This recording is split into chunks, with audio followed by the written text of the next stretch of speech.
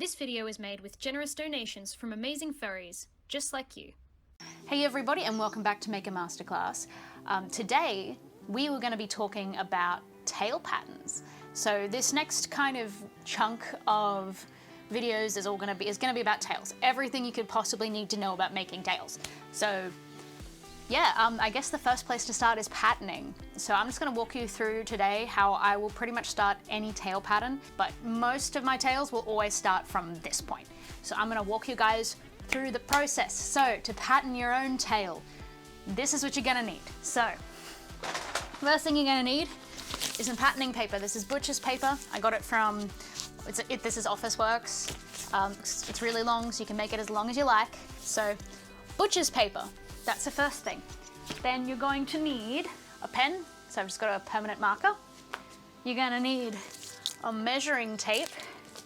And you're also going to need a ref. I have it printed because my phone is up there currently. Hello up there. Filming a top-down view so you guys can see it better. So I am going to pattern two tails today to kind of demonstrate one with a bit more simple markings and then one with a bit more complex markings. These are the two characters. So I have a Cabot and I've got a serval, which is a bit more complicated. So let's crack on into it. So first thing you're gonna do is you're gonna lie out your butcher's paper. All right, now this is what we're gonna use to draw our pattern. Yeah. So when you're thinking of your tail and you're wanting to draw it, imagine what it's gonna look like if you were to have like a fursuit style ref and it's on like side on. So, you know, for a canine tail, you're kind of thinking, I'll just draw it down here so you can kind of see it. So for a canine tail, you might be thinking, this is a really shit drawing, but that's all right, that's not too bad actually. Might be thinking something like that, right? Something like that. I would draw it upside down, but that is not gonna happen, sorry. So you're thinking something like this, and that is literally your pattern. That's it. That's how fucking easy this is, all right? So let's get started with this lion tail. Now, because this one's gonna be a motion tail, we kind of want it to sit a little bit more out from the body. So usually when you're doing a tail like this, you're thinking, okay, it's gonna sit quite low. You want the tail to kind of curve downwards. But when you're thinking of something that is gonna have motion, it needs to come out from the body a little bit more because you need to have something that's being suspended with its weight. So I am thinking it's not too long. I'm gonna do it this way. So I'm gonna position myself this way so I can see what I'm up to. And the first thing I'm gonna do is I'm gonna start with the base. So when you're thinking about how big you want the base to be, let's go. Oh, it's be too big. Let's go like that. So when you're drawing this, you have to remember that when you have your flat pieces like that, when you stuff it, it's gonna do this. So the overall thickness is gonna get thinner. So, you know, if you have your hands like this and do that, the height of that piece is gonna get slimmer. So you generally wanna make this a bit thicker than you actually want the tail to be. Just a little bit. Nothing like super crazy, but keep in mind if you draw a really thin tail, it's gonna be really, really thin. So we don't want it to be super, super thin, you know? So next thing I'll do is I'll think about the path that I want it to follow. So because I want this to be a wagger tail, I'm gonna make it come, it is a lion, so I think I might thin that even a bit more, but, so we're gonna go kind of out a bit more than that. And look, it doesn't have to be perfect. That I think is the number one thing. This does not have to be perfect by any stretch. So I'm gonna go with that, because if I'm looking at my reference sheet, this tail isn't super long. If I'm looking at it, it comes down to about the knees, but that's like with it super like down. So I'm thinking I'm gonna lean on this. I will send it to the customer to make sure that that is what they want, but we're gonna keep kicking on. So, and then we'll have, you know, there'll be a tail tip here. So the next thing I'll do is I'm just gonna start bringing each side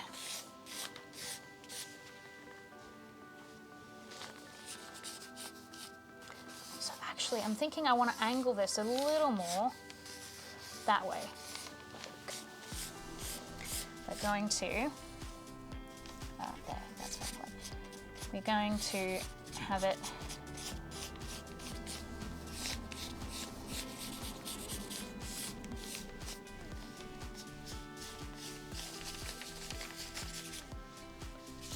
now this is coming from somebody who isn't particularly good at drawing. So I'm good at making fursuits. I like to think I'm half decent, but I cannot draw to save my life. So this is for all skill levels. So we're gonna bring it up. And one thing my dad taught me is that if you're not confident in the way that you're drawing, draw lots of little lines, and then you can connect them afterwards. Because one of them's bound to be good. So I'm gonna bring that up a little bit more. I'm just trying to see if I can bring the overall thickness to where I want it. Just gonna have a squiz at it.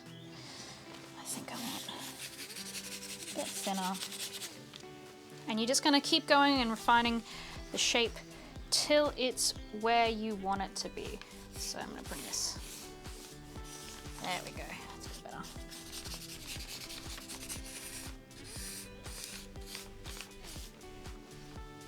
Yep. All right, now I'm gonna add another bit on the end there because sometimes you just need that little bit extra. So now I'm gonna have a look at the ref again. We've got that classic lion proof at the end. So I'm gonna go with something like that. Like that. That's going to be quite a long tail. It's going to extend past the body a whole bunch, and I'm really hopeful it's going to give us the movement that we want, especially with that bigger bit at the end, because that's going to help with the wag. But we're going to leave this one, and we're going to move on to Osprey here. So I'm going to pattern it right here, and we're going to do the same process. So this tail, I probably want to make it a bit thicker on the base because it is a bit longer. So I'm gonna follow the ref because they have quite like long tails, don't they? I would love for this one to stand straight out. Not a wagger, but just standing straight out would be really fun. I hate that. I don't think I like it. And that's fine. If you don't like it, it's paper. So we can cut it off and do it again. So I'm just gonna, okay, let's try that again. Because I was not happy with that, so we're gonna do better. So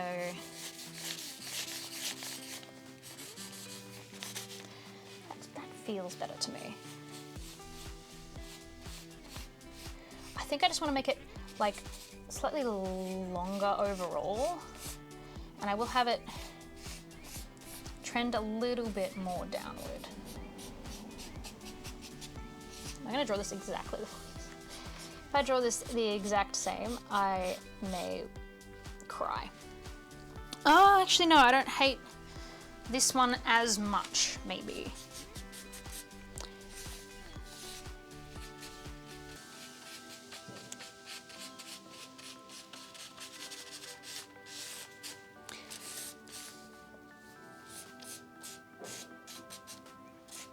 I don't want that husky curl. I want a rounded end.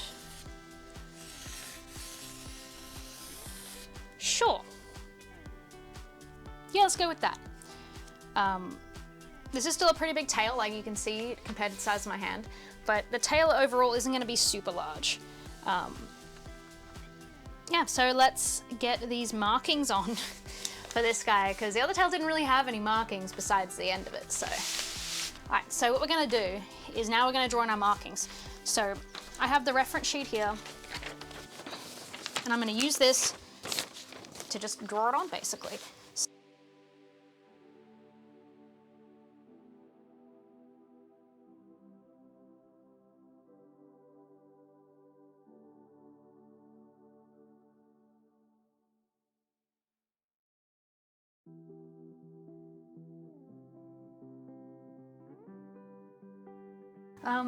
Other pro tip, where's my tape gone? There it is. Other pro tip, if I do this and I'm like, nah, I don't like how that looks, get a bit of tape, make it smaller than that. And then stick it over the top, that's gone. You can't see it anymore. So now I'm gonna do it again, but smaller this time. Because it's a smaller marking. Like that, that's better.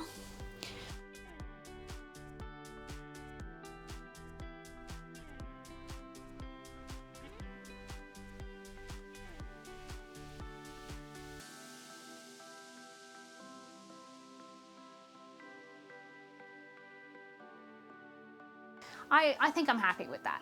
So now we are gonna label our pieces. So I don't actually remember what colors I've picked for this.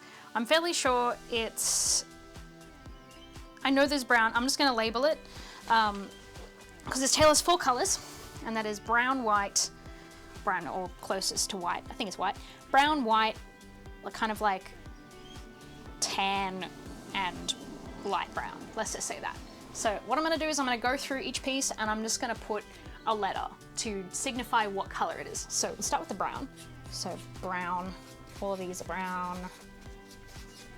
All the leaves are brown, and the sky is brown, and the sky is brown. All right, that's done. Now we'll go through and I'll do the white, so that's white.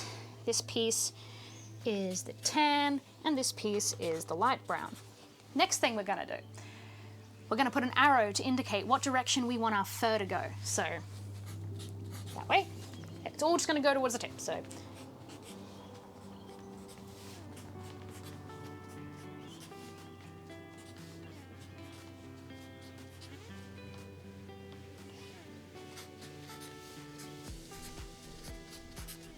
that's everything. Yep. So I've labeled all of our things, and these are all pretty unique shapes. If, for example, I was doing a tiger tail, where you have the tail, pretend that that's a good shape, and you have like stripes like that, I would then go 1, 2, 3, 4, 5, 6, 7, 8, 9, 10, 11, 12, right? Because how the hell am I gonna tell the difference between 4 and 6? I'm not, and it's gonna be a nightmare to reassemble. So if your markings aren't unique shapes like these, number them. It's just gonna make your life easier. Obviously, if you just have a canine tail with like 2 colors, don't stress. But for things like this, make sure you number them. It's just gonna make your life easier, trust me. So that is looking pretty schmick, I'm not gonna lie. I'll take a photo of this and I'll send it to the commissioner to see, this is a trade, so send it to the owner to see if they like it. If they don't, I'll make changes or I'll redraw it. But we're gonna pretend for a second that they have gone, wow, it's amazing, I love it. So now you get to move on to the base. So when we make tails, we need a way to attach it. So we're gonna need to make a base for our belt loops to go on so we can wear it with our belt. Now, if you're doing a tail like this, you may want feed through belt loops, but either way, you've got to create a base plate for it, because otherwise it's just gonna be, there's nothing, nothing holding your stuffing in, is there? So what we're gonna do is we are going to take a measurement. I'm gonna use centimeters because I'm Australian. So 15.5. So I will write this down. Now we get to do some maths, and if you're anything like me and haven't been in a maths classroom in over pretty much a decade, you can just ask Google. Okay, Google, what is the diameter of a circle with a circumference of 31? Sorry, I didn't understand. Me neither, bitch, me neither. Thank you. Diameter is 9.8, 9.9, basically 10. But, so now, we have our diameter reference, which is 9.8. So we are going to draw that line. So 9, look, I'm just gonna go with 10, because a little bit of extra never hurt anybody. Then I'm gonna mark the halfway point. So we have a line that is 10 centimeters long, because that's the diameter, and we're just gonna put the midpoint, so 5 there, and I'm just gonna draw that. That is gonna be the base of our tail, and you can already see, like if I fill this circle in, you can already kind of see how much this has changed the scale of this. Because look at that compared to this. that is tiny compared to that. In fact, double check. Yeah, no, 31. Yeah, okay. You can see, right? So for the sake of this, we're gonna need to figure out where we need our belt loop to go. You need to make sure that your belt loop is tall enough so that a belt can go through. So honestly, splitting it in half right now is perfectly fine. But say we had a bigger one, right? We might go, okay, to make a belt, I probably want it about that. So you might split it a little bit higher up. You don't want to make it too big or else your tail's gonna sag, but you don't wanna make it too small or else your belt's not gonna be able to fit. So this height, roughly, you know, a couple inches, how tall is that? About 2 inches tall-ish, but you can go a little bit more, a little bit less, depends on the belt you wanna wear. So I will be dividing this up. Like if I were to cut this pattern out, I would be cutting this in half. So, or cutting along whatever line it is. So now we're gonna make our belt loop pattern. So when we assemble it, it's gonna kind of look like this. It's gonna kind of have this bit on the top here. So what we're gonna do now is I'm gonna take a measurement across here, 6 centimeters. Okay, 6 centimeters, and the height is 5. Oh yeah, of course it's 5, big brain. So the height is 5, so I'm probably gonna go a centimeter over that. So let's go a little bit more than that. Let's go 6.5 height. That is just to account for seam allowance when you're sewing it in. So then, because the width was 6, we're gonna make it to 12, and maybe we'll go 7 so we have a seam allowance. So we'll go 14. That was a bit shit, but it's fine. So you're gonna look at something like this. And that is gonna be the pattern for our belt loop. So all you'd have to do is basically take these 2 edges, fold them together, and that's gonna create the width here. Sew them together, turn them inside out, you have a loop, and then you're gonna sew the base of it, so this edge into here, and this edge into here. Does that make sense? When I work in the next video, when I'm actually making this tail, I will walk you through how to make the belt loop. But yeah. So I think that is pretty much it. Once you have this, all you're gonna do is cut out all your pieces. If you're worried about reassembling them when your tail is really long, you may wish to add like little darts, little lines for reassembly like this. If it's confusing or you're worried about fur warping, you know, whatever it might be, you might wanna add that, but for this tail, I'm not worried about that. So I will leave this as is. So all you're gonna do is cut all the pieces out and you are ready to rock and roll with your fur. So yeah, I hope this helped. Give it a go. Draw out your tail pattern, make your own, because you don't need to buy one of these. I'll sell it if you want me to, but seriously, it's pretty easy to make it yourself, so I really recommend giving it a go. Thank you for joining me on this episode of Maker Masterclass. I hope it helped. In the next episode, I will be making this tail and I will be walking you through how to assemble it all now that you've done the pattern. So I will see you guys in the next one, and if you have any questions, just leave them down in the comments below and I will answer them. Maybe I'll do a big Q&A video at the end. So if you have any questions throughout the next series of videos, comment them down below and I'll hopefully answer them soon. But bye guys.